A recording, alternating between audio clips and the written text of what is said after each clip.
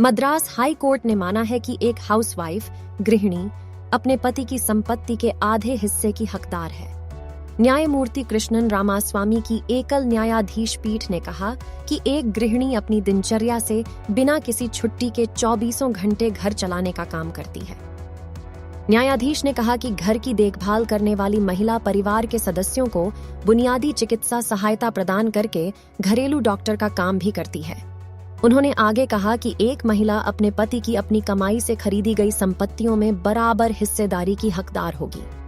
Court ने अपनी टिप्पणी में आगे कहा, पत्नियां जो दशकों से घर संभाल रही हैं और परिवार की देखभाल कर रही हैं, उन्हें संपत्ति में हिस्सेदारी का हक है।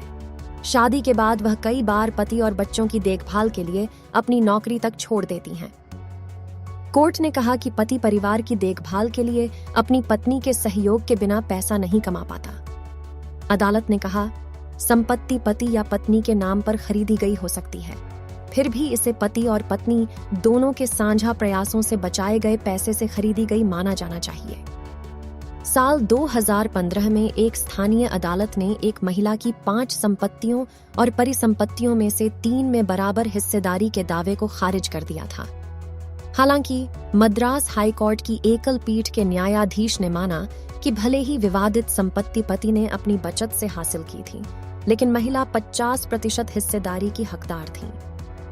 अदालत ने कहा कि भले ही गृहिणी के किए गए योगदान को मान्यता देने के लिए अब तक कोई कानून नहीं बनाया गया है, लेकिन अदालतें योगदान को अच्छी तरह से पहचान सकती हैं और यह सुनिश्चित कर सकती हैं कि जब महिलाओं को उनके किए गए त्याग के लिए पुरस्कृत करने की बात आती है तो उन्हें उचित इंसाफ मिले।